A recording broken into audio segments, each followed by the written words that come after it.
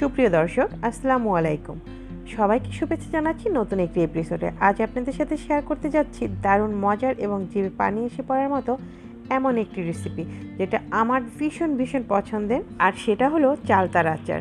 যারা এমনিতে আচার খেতে খুব পছন্দ করেন, আজকের রেসিপিটি তাদের আশা করছি খুব ভালো লাগবে। আর আচার খেতে কম বেশি আমরা সবাই খুব পছন্দ করি। সাধারণত চালতার নাম শুনলেই আমাদের কিন্তু জিভে জল চলে আসে, আর সেই চালতা দিয়ে আজ আচার তৈরি করে দেখাবো।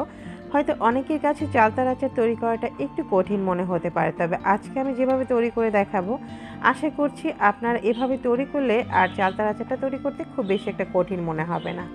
প্রথমে আমি চালতাগুলোকে কেটে নিচ্ছি। আমি আগেই কিছু চালতা কেটে নিয়েছি এবং আপনাদেরকে আরও একটি চালতা কেটে দেখিয়ে দিচ্ছি। আমি আজকে সর্বমোট 6টা চালতা দিয়ে আচার তৈরি করব। আর চালতাটা আপনারা চেষ্টা করবেন একটু বটি দিয়ে কাটার জন্য। ছুরি দিয়েও আপনারা চাইলে কাটতে পারেন, তবে সেই ক্ষেত্রে হাতটা কেটে যাওয়ার একটু ভয় থাকে, সেজন্য আপনারা চেষ্টা করবেন চালতাটা বটি দিয়ে একটু সাবধানে কাটার জন্য। চালতাটা যেহেতু একটু শক্ত টাইপের, তার জন্য এটা বটি দিয়ে কাটলেই সব থেকে ভালো হয়।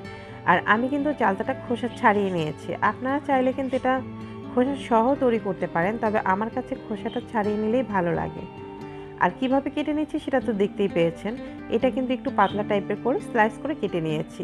আর চালতাটা চেষ্টা করবেন কেটে সাথে সাথে পানিতে ভিজিয়ে রাখার জন্য। আমার পানি দিতে একটু দেরি হয়ে গেছিলো, যার কারণে কিন্তু চালতাটা একটু লালচে ভাব হয়ে গেছে, কারণ চালতার ভিতরে কিন্তু একটা কষ থাকে, যার কারণে চালতাটা কাটা মাত্রই কিন্তু এভাবে একটু লালচে ভাব হয়ে যাবে। চালতাটাকে আমি ভালো করে ধুয়ে নিয়েছি।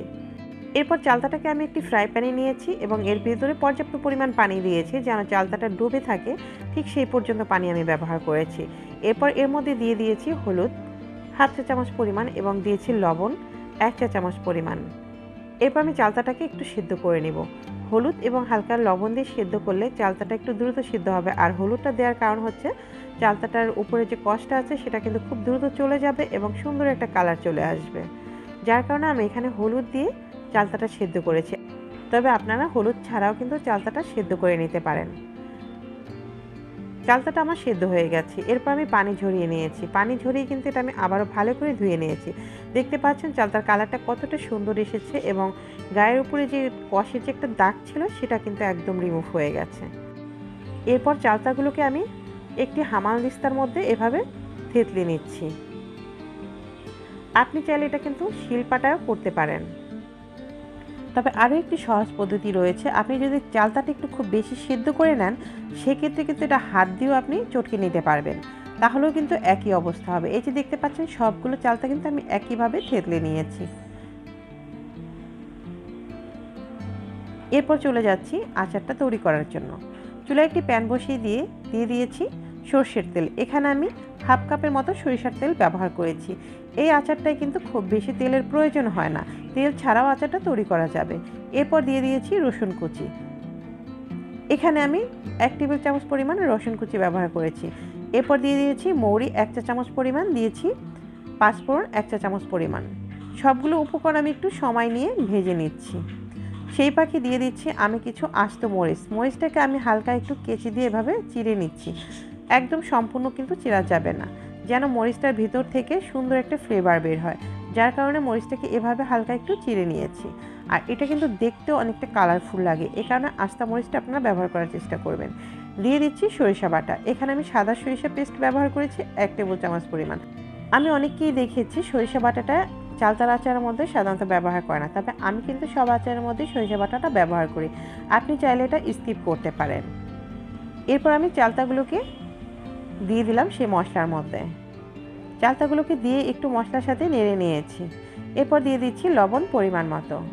লবণটা আপনারা বুঝে শুনে দিবেন। দিয়ে দিচ্ছি মরিচ গুঁড়ো। ঝাল যতটা খেতে চান সেই পরিমাণের মরিচ ব্যবহার করবেন।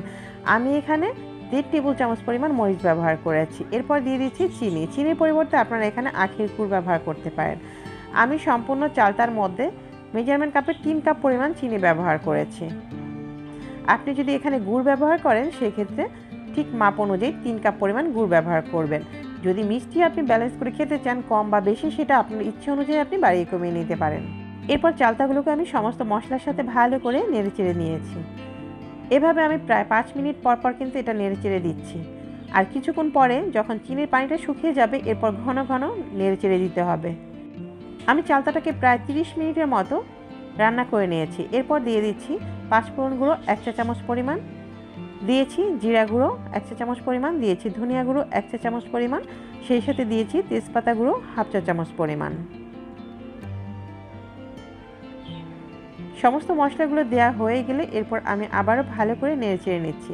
আর এভাবেই কিন্তু চালতার আচারটা বেশ কিছু সময় ধরে জাল করে নিতে হবে। আমি এরপরও কিন্তু আরও 30 মিনিটের মতো এটাকে জাল করে ভালো করে নেড়েচেড়ে নিয়েছি। ফিরে আসছি 30 মিনিট পরে। দেখতে পাচ্ছেন চালতার চেহারা সম্পূর্ণ পরিবর্তন হয়ে গেছে, কালারটা কত সুন্দর হয়েছে এবং খেতে ইচ্ছে করছে। আর চালতাটাও কিন্তু অনেকটা শুকিয়ে গেছে। আর এটা কিন্তু বারবার নেড়েচেড়ে দিতে হবে।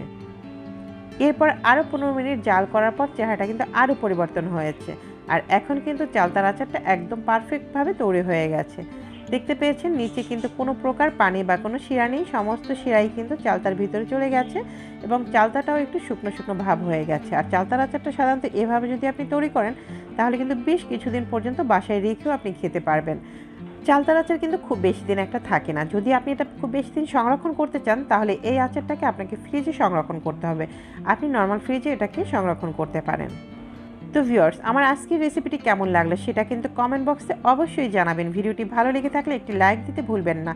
আর আমার এই ছোট্ট চ্যানেলটি সাবস্ক্রাইব করে অবশ্যই আমার এই ছোট্ট চ্যানেলটির পাশেই থাকবেন। আজ তাহলে এ পর্যন্ত, দেখা হবে নতুন কোনো ভিডিও নিয়ে। ততক্ষণ আপনারা সবাই খুব ভালো থাকবেন, সুস্থ থাকবেন। আল্লাহ হাফিজ।